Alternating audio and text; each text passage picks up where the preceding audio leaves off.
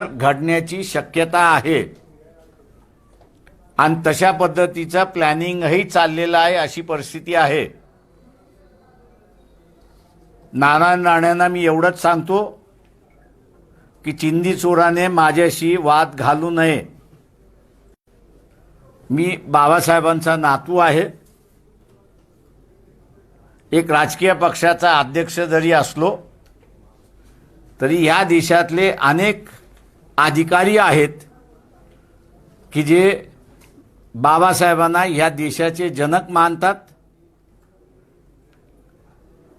आणि म्हणून तेच अधिकारी मला असणारा माहिती त्या ठिकाणी देत असतात आणि ह्या घटना घडू नये ही अपेक्षा त्या ठिकाणी असते। तेव्हा सर्व भारतीयांना माझं असणारं आव्हान आहे,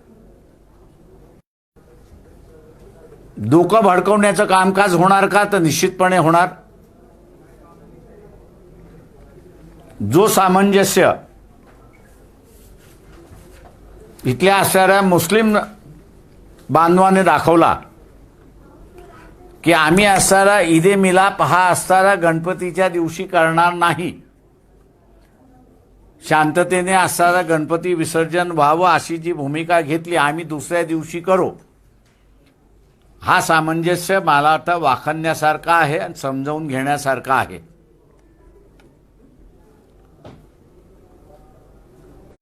आणि म्हणून दिवाळीनंतर परिस्थिती बेकाबू जाण्याची जी शक्यता दंगलीच्या माध्यमातून होणं, गोध्रा आणि मणिपूर पुन्हा देशामध्ये होणार नाहीत याची दक्षता सर्वसामान्य माणसाने घेतली पाहिजे असं मी आवाहन या ठिकाणी करतोय। मानवतेला कुठेही काळिंबा लागणार नाही याची दक्षता सरकारने जशी घ्यायची असते तशी भारतीय नागरिकांनी सुद्धा घेण्याची असते आणि ते घेतील अशी अपेक्षा मी या ठिकाणी बाळगतोय।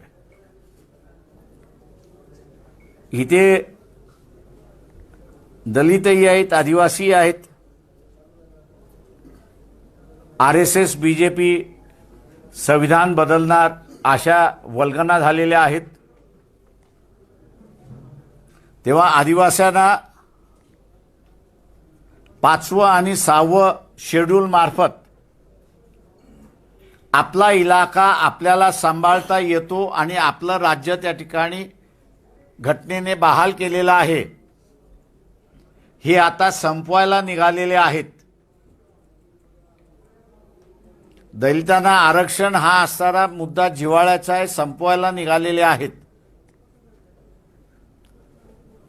तेव्हा हे दोन समूह आपल्या विरोधात जातील हे लक्षात घेऊन भारतीय जनता पक्षाने शहरी नक्षलवाद आणि नक्षलवाद याच्या नावाखाली आता असणारा जेलमध्ये ठोकण्याचं, अरेस्ट करण्याचं, नोटीस देण्याचं कामकाज फार मोठ्या प्रमाणात केलं जातंय आणि ते सुरुवात झाली आहे। आज सकाळीच काही जणांना नोटिसा बजावण्यात आलेल्या आहेत की तुमच्यावरती असणारा NIAची चौकशी का लावू नये अशी परिस्थिती आहे। मी असं मानतोय की गेल्या 70 वर्षामध्ये अनेक वेळा सत्ता पालट झाला, पण हा सत्ता पालट शांततेने पडला अशी असणारी परिस्थिती आहे। यावेळेच्या सत्ता पालट होईल की न होईल हे इलेक्शन रिझल्टच सांगेल, पण इलेक्शन रिझल्टच्या अगोदर निश्चितपणे इथे असणाऱ्या दंगलीचा माहोल, अरागघाचा माहोल हा आपल्याला त्या ठिकाणी दिसेल। आणि म्हणून मध्यंतरी वंचित बहुजन आघाडीच्या वतीने आम्ही भूमिका घेतली होती की 5 महत्त्वाची हिंदूंची मंदिरं जी आहेत त्याला मिलिटरीच्या ताब्यामध्ये द्यावं। काही चॅनल्सनी त्याच्यावरती असणारा पोल्स गेला आणि 80% लोकांना ही भीती आहे की ह्या मंदिरांवरती काही ना काहीतरी होऊ शकतं अशी असणारी परिस्थिती आहे। मी शेवटी या ठिकाणी एक मुद्दा मांडतो या ठिकाणी की हे शासन सर्वच गोष्टी कॉन्ट्रॅक्टवरती द्यायला निघालेलं आहे. रिक्रुटमेंट सुद्धा आता कॉन्ट्रॅक्टवरती द्यायला निघालेलं आहे. दुर्दैवाने सुप्रीम कोर्टाने ज्या गोष्टींमध्ये लक्ष घातलं पाहिजे आणि ठामपणाने हे संविधानाने मान्य केलेलं नाही असं जे म्हटलं पाहिजे ते अजून सुप्रीम कोर्ट म्हणत नाही. Central government, state government recruitment करायची असेल तर युनियन पब्लिक सर्व्हिस कमिशन मार्फत सेंट्रलमध्ये आणि युनियन टेरिटरीमध्येच रिक्रुटमेंट होऊ शकते आणि राज्यामध्ये त्या त्या राज्याच्या पब्लिक सर्व्हिस कमिशन मार्फत होऊ शकते. हा ठामपणे जो निर्णय सुप्रीम कोर्टाने दिला पाहिजे तो दुर्दैवाने कॉन्ट्रॅक्टच्या मॅटर गेल्यानंतर देत नाही अशी असणारी परिस्थिती आहे. कॉन्ट्रॅक्ट लेबर जरी लावायचा असला तरी तो प्रायव्हेट एजन्सी मार्फत लावू शकत नाही. ज्या 4 कंपन्या ज्या नेमलेल्या आहेत या बेकायदेशीर आहेत. त्यांना कुठलाही अधिकार नाही रिक्रुटमेंट करण्याचा. जे अकाउंट्सचे अधिकारी आहेत, अकाउंट्स खात्यामधले असणारे अधिकारी आहेत, त्या अकाउंट्स खात्याच्या अधिकाऱ्यांना माझं असणारं म्हणणं आहे की एका बाजूला आपण असणारा शासकीय नोकर आहात तेव्हा शासनाने दिलेला आदेश मान्य करणं हे आपलं कर्तव्य आहे. त्याच्यामध्ये चुकार होता कामा नये. पण हाच कामगार त्याचं दुसरं रूप आहे की तो ह्या देशाचा नागरिक आहे आणि या नागरिकाच्या हातामध्ये या देशाची सार्वभौम सत्ता आहे. तेव्हा या सार्वभौम सत्तेचा वापर करत त्यांनी त्याच्या मंत्र्याला फाईलवरती नोटिंग केली पाहिजे की हे जे रिक्रुटमेंट आपण केलेलं आहे हे रिक्रुटमेंट केलेल्या स्टाफला कुठल्या हेड खालून मी असणारा पगार काढू याचा खुलासा आणि लेखी आदेश आपण त्या ठिकाणी देण्यात यावे. अकाउंट्स डिपार्टमेंट माझी विनंती आहे की हे बगावत म्हणून आपण असणारा समजणार आहात, परंतु हा बगावत नाही. तुम्ही फक्त असणारा खुलासा मागवताय की रिक्रुटमेंट हा जो भाग आहे, रिक्रुटमेंट हा जो भाग आहे हा UPSC आणि स्टेट पब्लिक कमिशन मार्फतच होऊ शकतो आणि तोच खरा एम्प्लॉई या ठिकाणी होऊ शकतो. जो रिक्रुटिंग एजन्सीने दिलेला माणूस हा शासनाचा एम्प्लॉई कसा होऊ शकतो हा महत्त्वाचा प्रश्न अकाउंट्स डिपार्टमेंट विचारेल असं मी त्या ठिकाणी ग्राह्य धरतो. माझं निवेदन या ठिकाणी थांबतो. आपण आता विचारा.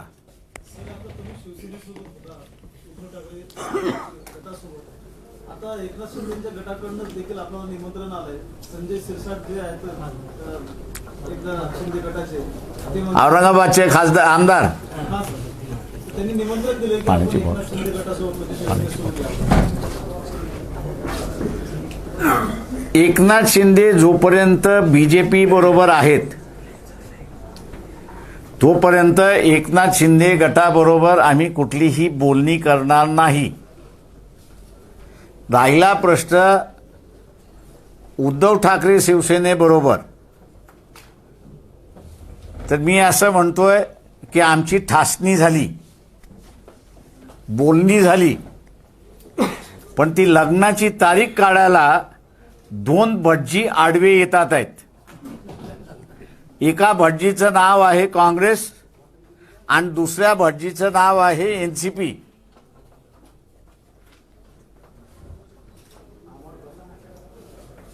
हे दोन्हीही पक्ष आपसामध्ये समझोता करत नाहीत आणि त्याच्याच बरोबर शिवसेनेबरोबरही समझोता करत नाहीत.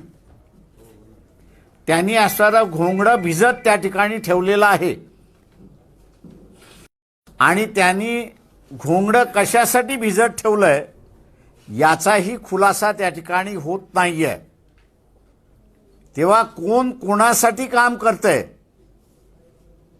याच्याबद्दल आता असणारा आम्हाला शंका घेण्यासाठी जागा आलेली आहे. मी अजून शंका घेत नाही, पण ज्या दिवशी शंका घेईन त्या दिवशी सरळ सरळ आम्ही आरोप केल्याशिवाय राहणार नाही. तेव्हा ह्या पक्षाला त्यांनी धमकी समजावी किंवा जे काही समजायचं आहे ते समजावं. तुमची युती होणार असेल तर सांगा युती होणार आहे. सीट वाटप ताबडतोब करून घ्या. सीट वाटप केलं नाही तर आम्ही असणारा उद्धव ठाकरे यांच्यावरती प्रेशर करणार आहोत की आता तुम्ही निर्णय करा यांच्याबरोबर जायचं की न जायचं, आणि ते प्रेशर करून उद्धव ठाकरेंबरोबर आम्ही समझोता करण्याचा प्रयत्न करू. सर, नितेश राणे पुन्हा म्हणतात की इंडिया आघाडीमध्ये आपल्याला घ्यायला विरोध होत होता किंवा होतोय. असे त्या इंडिया आघाडीचा आमचा काय तेवढा व्यापक नाही. आम्ही महाराष्ट्रापुरते मर्यादित आहोत. तेव्हा महाविकास आघाडी आहे, त्या महाविकास आघाडीमधला असणारा समझोता झाला तर सेनेबरोबर आमचा समझोत्याचा मार्ग मोकळा होतो. त्याच्यामुळे वरचं काय चाललंय याच्याशी आम्हाला घेणं देणं नाही. राज्यामध्ये बीजेपीला हरवणं हे आम्ही असं क्रमप्राप्त केलेलं आहे. साहेब, माझा प्रश्न असा आहे की संसदेचे उद्घाटन प्रसंगी परवा पंतप्रधान मोदी साहेबांनी ज्या प्रति खासदारांना वाटप केल्या त्याच्यामधला समाजवाद आणि धर्मनिरपेक्ष हा शब्द त्यांनी वगळलेला आहे. त्याबद्दल आपलं मत काय? माझं म्हणणं असं आहे की तो असला काय किंवा नसला काय, तुम्ही बाबासाहेबांचा असणारा जर त्या कॉन्स्टिट्यूंट असेंब्लीच्या डिबेटमधलं असणारा वाचलं तर त्यांनी असणारा म्हटलंय की संविधानाच्या प्रत्येक कलमामध्ये सेक्युलर हा अंतर्भाव केलेला आहे आणि जे काही आम्ही असणारा फंडामेंटल ड्युटीज म्हणून असणारा त्या ठिकाणी केलेला आहे त्या तो असणारा सगळा समाजवादाचाच भाग आहे. आणि ते कधीतरी शासनाला आता रिसोर्सेस नसल्यामुळे तो ऐच्छिक ठेवलेला आहे, पण नंतरच्या कालावधीमध्ये तो ऐच्छिक न राहता तो कंपल्सरी होईन अशी परिस्थिती आहे. त्याच्यामुळे इंदिरा गांधीने हे 2 शब्द असले पाहिजेत म्हणून तिने असणारा अमेंडमेंट केली. जनतेने ते असणारा मान्य केलं. तो येणारा लहरी कारभार आणि हुकुमशाहीचा कारभार हे सरळ सरळ घोतक आहे असं मी त्या ठिकाणी मानतो. सर, एकीकडे इंडिया आघाडीमध्ये जे घेण्यावरून जी चर्चा होती त्यामध्ये उद्धव ठाकरे स्पष्ट त्यांची भूमिका स्पष्ट करत नाहीत. आपण पाठीमागील एका पत्रकार परिषदेमध्ये सांगितलं होतं की शरद पवार जे आहेत ते कधी अडाणीला जाऊन भेटतात. कुठंतरी वाटतं का शरद पवारच हा सगळ्यात मोठा अडकाटा तुम्हाला इंडिया आघाडीमध्ये घेण्यामध्ये आहे? राहुल गांधी निर्णय घेऊ शकत नाही हे आता व्हेरी क्लिअर दिसायला लागलेलं आहे. राहुल गांधीने मुंबईच्या इंडिया आघाडीमध्ये सर्व पक्षांना अडाणीच्या ह्याच्यावरती भूमिका घ्या असं त्यांनी म्हटलं. भूमिका झाली की न झाली मला माहीत नाही, पण एनसीपीचे असणारे नेते शरद पवार हे अडाणी बरोबर आहेत हे आता व्हेरी क्लिअर झालेलं आहे. राहुल गांधींना आता असणारा ठरवावं लागेल की त्यांची भूमिका अडाणीच्या विरोधात आणि शरद पवारांची भूमिका अडाणीच्या बरोबर. शरद पवारांनी किंवा शरद पवारांचा असणारा एनसीपी यांनी अशी कुठेच कंडिशन घातलेली नाही, त्याच्यामुळे ते मोकळे आहेत. पण काँग्रेस पक्ष जो राहुल गांधीचा पक्ष आहे त्या राहुल गांधीच्या पक्षाने भूमिका अशी घेतली की अडाणी हा इथला कल्प्रिट आहे आणि त्यांनी देशाला लुटलेला आहे. अशा लुटलेल्या असणाऱ्या ह्याला टार्गेट करणं हे काँग्रेसचं भूमिका दिसते. आता ही भूमिका एनसीपी जी आहे, शरद पवार जे आहेत ते अदा करायला तयार नाहीत. राहुल गांधींचं नेतृत्व आता माझ्या अंदाजानं या ठिकाणी सिद्ध होणार आहे की ते निर्णय घेऊ शकतात की न घेऊ शकतात. त्यांनी एनसीपीच्या विरोधात निर्णय घेतला नाही तर निर्णय घेण्याची क्षमता नाही हे स्वतःच्या ॲक्शनमधनं ते सिद्ध करतायत अशी परिस्थिती आहे. निर्णय घेतला तर त्यांना निर्णय घेण्याची क्षमता आहे हे ते सिद्ध करतील. तेव्हा आता राहुल गांधींनी स्वतःला अडाणीच्या निमित्ताने ट्रायलवरती ठेवले असं मी त्या ठिकाणी मानतो. Sir, you are mentioned the government is planning to create chaos in the countries, in our countries. What you will do to stop or prevent this? असे कुठल्याही राजकीय पक्षाने काहीही करायचं ठरवलं ते अंमलात यायचं की न यायचं हे असणारा जनतेच्या मनावरती असतं, इच्छेवरती असतं. आणि म्हणून आम्ही असणारा भारतीय जनतेला आवाहन केलेलं आहे की दिवाळीनंतर जी काही परिस्थिती निर्माण करण्याचा प्रयत्न होईल त्याला आपण असणारा खतपाणी घालू नका. 4-5 डोकी गो हत्या, अमुक हत्या, तमुक हत्या, असं लव जिहाद अमुक तमुक असं जे काही करत बसलेली आहे त्याच्या नादी लागू नका, त्यांना प्रोत्साहन देऊ नका. हे भारतीय जनतेने केलं तर कोणाचे कितीही मनसुबे असले दंगली घडवण्याच्या तर दंगली घडणार नाहीत अशी परिस्थिती होते. एमआयएम आणि बहुजन आघाडी आणि शिवसेना असं समीकरण होऊ शकते का? तुम्ही उद्धव ठाकरेंना विचारलेला हा प्रश्न अधिक बरा राहील. सर, मुंबईमध्ये मराठी माणसांना घर दिलं जात नाही, परराज्यातल्या लोकांची मजुरी आहे असं वाटतं. आणि सर त्याला जोडून एक माझा प्रश्न आहे सर, ही एक मुलगी जर तुम्हाला भेटायला आली आहे तिला कॉलेज सोडावं लागलं सर अशाच गोष्टी.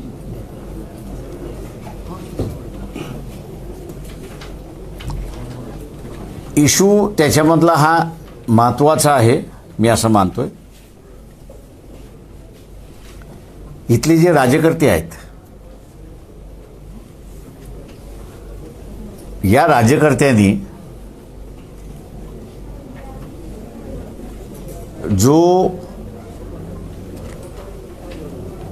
एक कल्चर मुंबईतला होता की एकमेकाला स्वीकारण्याचा जो कल्चर होता आणि त्याला जे प्रोत्साहित केलं पाहिजे होतं, दुर्दैवाने जी काही लीडरशिप आली ती कमकुवत होती, त्यांना समजली नाही आणि त्यांना उमजलंही नाही अशी असणारी परिस्थिती आहे. तेव्हा हे जे राज्यामधल्या लोकांचं एक बेट मुंबई तयार होतंय याला जबाबदार कोण असेल तर भारतीय जनता पक्षसुद्धा आहे आणि काँग्रेससुद्धा आहे अशी असणारी परिस्थिती आहे. आम्ही त्यावेळेस असताना भूमिका अशी घेतली होती की हा जो परराज्यामधला माणूस मुंबईमध्ये जो येतोय त्याला 5 वर्ष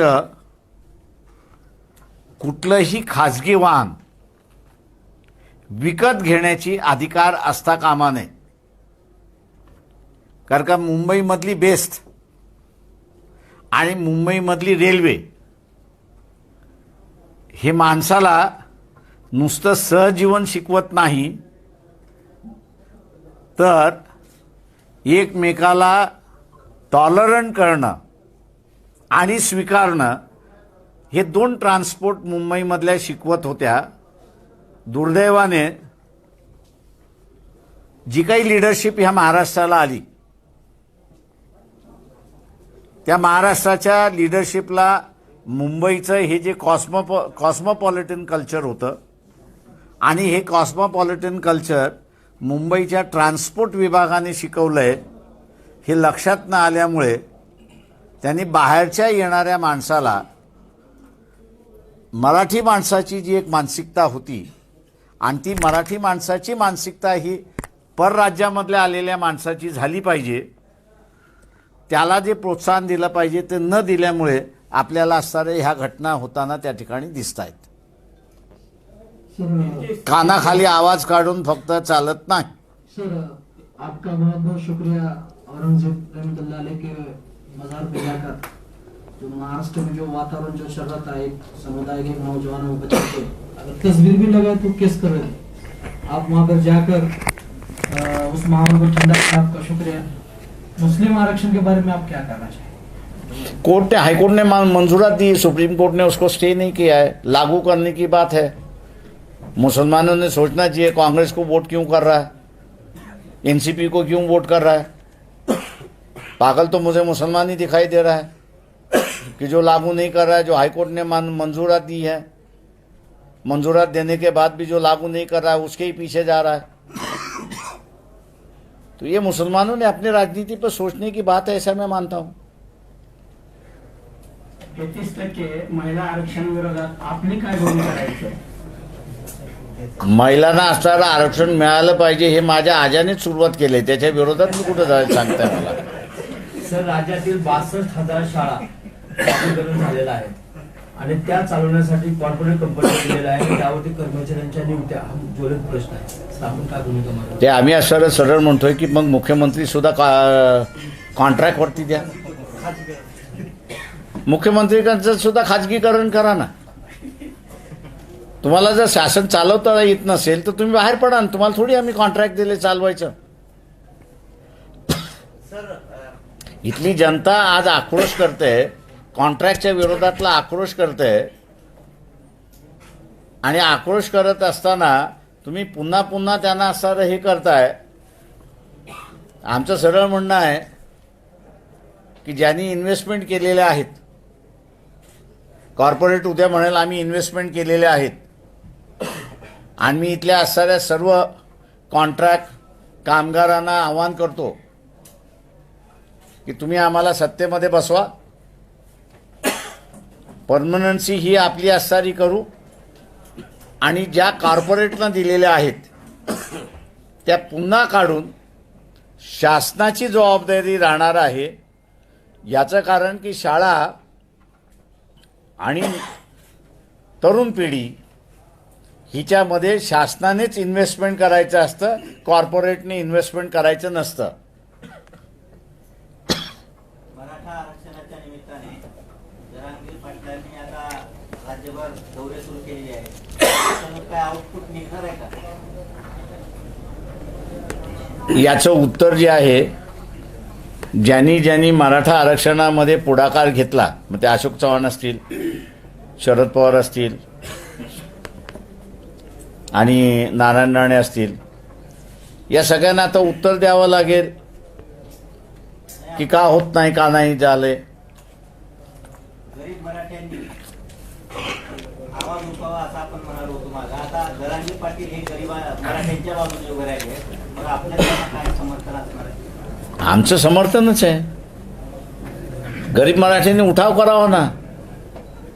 आम्ही ते सरळ म्हणतोय की निजामी मराठ्यांच्या विरोधात जोपर्यंत असणारा रयतेचा मराठा उभा राहत नाही तोपर्यंत ना शेतीचं विकास होईल, ना इथे असणारा त्यांची प्रश्न मिटतील.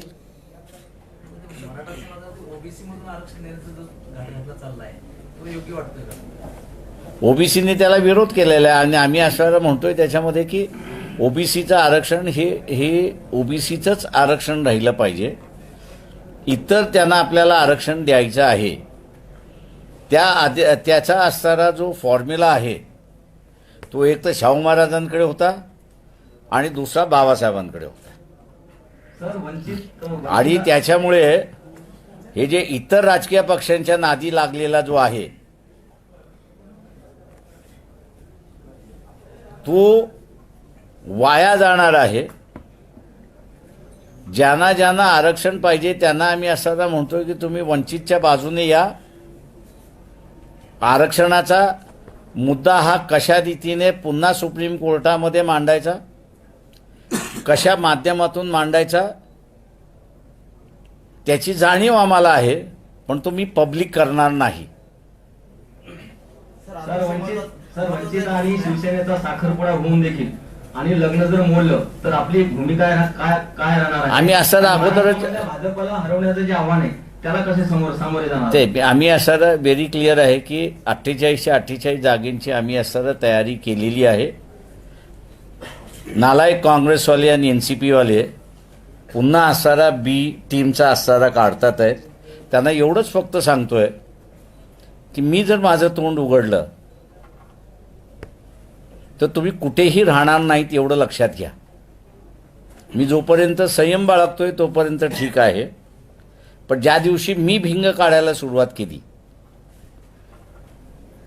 तर मग तुमचे काय काय संबंध आहेत ते मी असं त्या ठिकाणी काढेल. त्याच्यामुळे असं त्यांनी माझ्यावरती ही पाळी आणू नये ही माझी असणारी अपेक्षा आहे. नाही तर माझ्याकडे नो होल्ड बॅरियर असतं. सर महत्वाचा एक प्रश्न आहे की खाजगीकरण किंवा एजन्सी मार्फत जे पदं भरलेले आहेत, जर समजा सेक्रेटरी पद जर समजा एजन्सी मार्फत भरलं आणि त्याचं अनुकरण जिल्हाधिकाऱ्यांना संबंधितला करायचं तर ते शासन निर्णय जे आहेत ते लागू कुणाला नेमकं करणार? ते शासन निर्णय लागूच होऊ शकत नाही जोपर्यंत MPC असं एक लक्षात घ्या, जोपर्यंत MPCC मार्फत किंवा UPCC मार्फत होत नाही आणि त्या होत असणाऱ्या माणसाच्या अपॉइंटमेंटवरती जोपर्यंत ज्यांना पॉवर डेलिगेट केलेले आहेत ते डेलिगेट केलेल्या माणसाच्या सह्या जोपर्यंत होत नाही तोपर्यंत तो गव्हर्नमेंट एम्प्लॉई म्हणून ठरतच नाही. त्याच्यामुळे तो सेक्रेटरी असो किंवा कोणी असो. सर माझा एक महत्वाचा मुद्दा आहे असा की आपण म्हणलात की दिवाळीनंतर एक वेगळी परिस्थिती महाराष्ट्रामध्ये येऊ शकते, देशामध्ये येऊ शकते. त्याचाच एक भाग काही दिवसापूर्वी वासुदेवाला उघडपणे सोशल मीडियावर तो व्हिडिओ व्हायरल झाला, उघडपणे मारण्यात आलं. मग त्याची जर कुठंतरी ती चाहूल लागते का असं वाटतंय आणि त्याच्यावरती आपण ते मी तुम्हाला म्हणालो की त्याच्यामधलं आहे माध्यम काही होईल. माध्यम आज विचार की अमुक याच्यानं होणार, माझं म्हणणं नाही, काहीही त्याच्यामध्ये होऊ शकतं.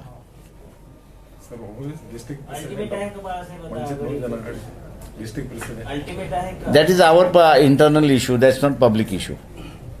जिल्हाध्यक्ष नाही लातूरला. हो आहे, माहिती आहे मला. आमचे संघटना आणि कार्यकर्ते आहेत त्याच्यामुळे सर सलीम सय्यद बसलेले आहेत, ते असं सक्षम आहेत जिल्हा सांभाळायला. त्याच्यामुळे असं आपण चिंता करण्याची गरज नाही. सर इथला मतदार जो आहे तो कुणालाच नाराज करत नाही, त्याच्या मतदार जागृतीसाठी पण काही पक्षांना करावं लागणार आहे का? इथला मतदार जो आहे तो कुणालाच नाराज करत नाही. वंचित आघाडी सोडलं तर सगळेच सत्तेत आहे आणि सत्तेतून बाहेर पण आहेत ना. म्हणजे मतदाराची कुठे गफलत होती असं वाटतंय? ते आता माझं म्हणणं आहे की जोपर्यंत गाडी व्यवस्थित चालली होती तोपर्यंत सत्तेमध्ये कोण बसलं हे मतदाराला घेणं देणं नव्हतं. याचं कारण की त्याला माहीत होतं की चाकोरीतूनच आपण चालणार आहोत. पण आता ज्यावेळेस चाकोरीतून बाहेर पडण्याची भाषा ज्यावेळेस होत आहे त्यावेळेस मतदार स्वतःहून जागा झालाय हे मला दिसतंय. राज्यामध्ये त्रिशंकू वातावरण जे तयार झालेलं आहे, जे की ज्याच्यामुळे एखादी सत्ता नाही तर येणाऱ्या 2024 मध्ये अजून परिस्थिती निर्माण होईल असं वाटतंय का? मतदार काय करेल हे आपल्याला प्रेडिक्ट नाही करता येत. चल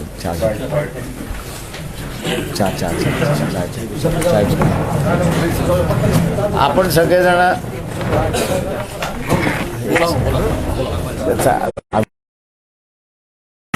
सर्वांना विनंती आहे की सर्वांनी चहा नाश्ता घेऊनच जायचंय. जिने सगळ्याला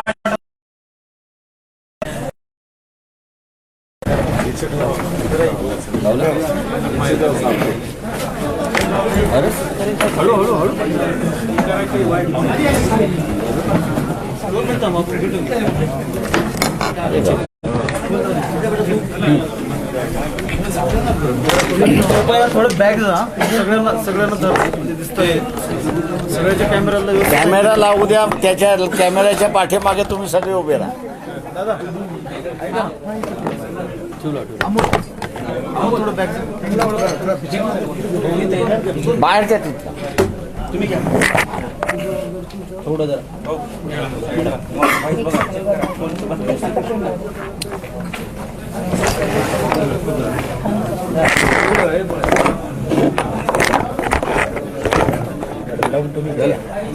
ठेवायचं ना कुठे?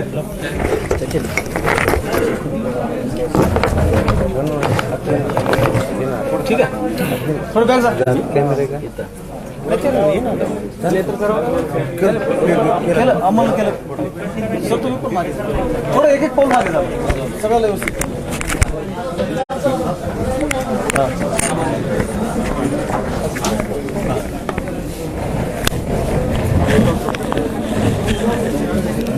सर आपण असं सांगितलं की देशामध्ये दिवाळीनंतर जे वातावरण आहे ते धार्मिक पाठीमागे आवाज येतोय त्याला शांत. सर देशामध्ये दंगलींचं वातावरण होईल निवडणुका डोळ्यासमोर. दरवाजा बंद करा, जरा सगळ्यांना बाहेर काढा. थोडं थांबा, पत्रकार परिषद चालू आहे.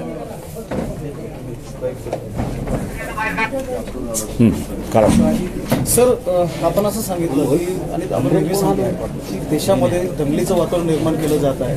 दिवाळीनंतर काही होऊ शकतं, गोधरासारखा म्हणजे तसेही प्रकार होऊ शकतो. तर नेमकं आपण म्हणजे कशाच्या आधारे सांगतो आहोत आणि आपण सांगत असताना सरकार गंभीर आहे असं वाटतं का? तर या सरकारने एक लक्षात घ्या की या गेल्या वर्षभरामध्ये 1,13,000 हिंदू कुटुंब देश सोडून बाहेर गेलेले आहेत. हे सरकार गेलं तर ते आम्ही बाहेर का गेलो ह्याचा असताना कारणं त्या ठिकाणी सांगणार आहेत. आणि त्यांनी ती कारणं सांगायला सुरुवात केली आणि त्यांना असणारं ब्लॅकमेलिंग होत असेल, धमक्या दिल्या जात असेल किंवा इतर काही गोष्टी केल्या जात असतील तर त्यांची चौकशी निश्चितपणे होणार आणि आपल्यावरती कारवाई होईल. या आता भीतीपोटी कुठल्याही परिस्थितीमध्ये आपली सत्ता राहिली पाहिजे अशीच कारवाई भारतीय जनता पक्ष RSSकडून केल्या जाते, नरेंद्र मोदींकडून केल्या जाते आणि अमित शहाकडून सुद्धा त्या ठिकाणी केल्या जाते. तेव्हा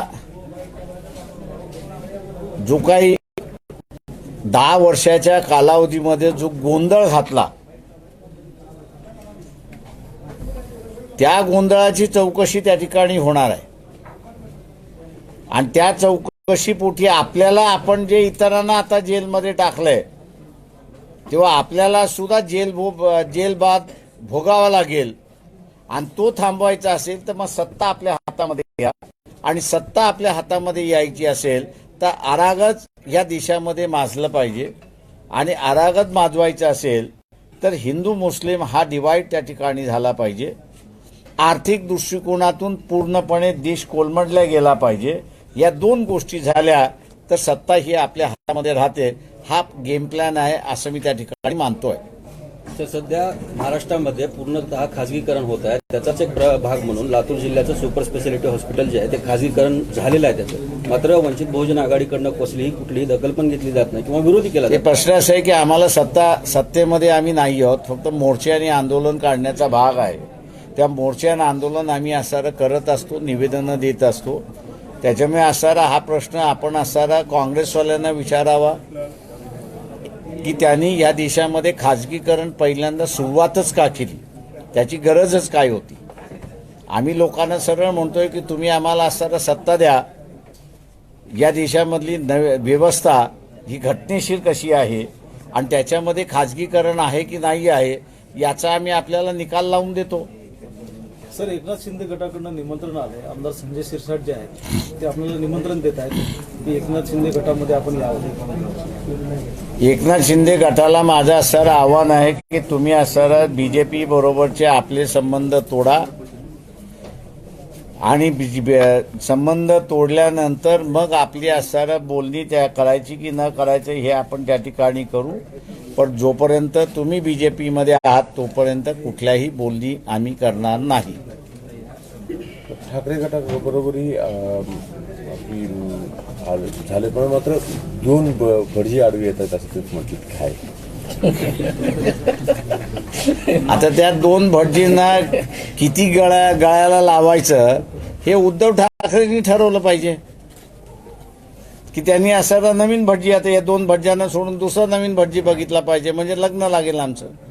तुम्ही जसं प्रश्न उपस्थित केला की केंद्रामध्ये राहुल गांधी यांच्या नेतृत्वावर ते एनसीपीचं ऐकतील का, म्हणजे निर्णय ते घेतील? प्रश्न असा आहे त्याच्यामध्ये की त्यांची भूमिका अशी आहे की अडाणीच्या विरोधात जायचं, राष्ट्रवादीची भूमिका आहे अडाणी बरोबर जायचं. आता एका म्यानामध्ये दोन तलवारी कशा राहतील? आता इंडियामधला असणारा प्रमुख पक्ष काँग्रेस आहे, तेव्हा काँग्रेस पक्षाला भूमिका घेतली पाहिजे आणि त्याच्यामध्ये राहुल गांधीला भूमिका घेतली पाहिजे की जे अडाणी बरोबर जातात आहेत त्यांना इंडियामध्ये ठेवायचं की न ठेवायचं. नोरोबा कुंजोबा त्यांची भूमिका झाली तर निर्णय घेण्याची क्षमता नाही हे सिद्ध होईल. त्यांनी निर्णय घेतला तर निर्णय घेण्याची क्षमता होईल हे सिद्ध होईल. नेमका हेच म्हणजे राज्यामध्ये पाहायला मिळेल का? उद्धव ठाकरेंच्या बाबतीमध्ये जे दोन भटजी आडवे येत आहेत, हा त्यांनी लवकर निर्णय घ्यावा. त्यांचं लग्न लावत नसतील ते तर. सर राज्यात पण पवार साहेबांचाच विषय येतोय आणि केंद्रात पण राहुल गांधीच्या तिथे पवार साहेबांचाच विषय येतो. तेच नाही. प्रश्न असा आहे त्याच्यामध्ये मला कोण व्यक्ती मोठा आणि कोण असं नाही. पार्टी म्हणून तुमच्या भूमिकेशी तुम्ही निर्णय घेतला पाहिजे.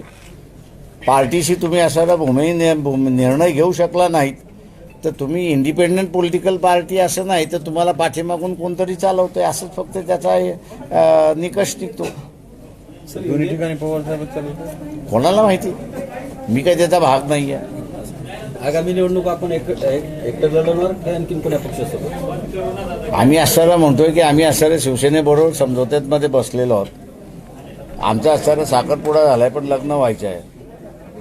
त्याच्यामुळे त्यांनी असताना नवीन भरती घेऊन असणारं लग्न लावावं असं आम्ही आता उद्धव ठाकरेंना म्हणतो.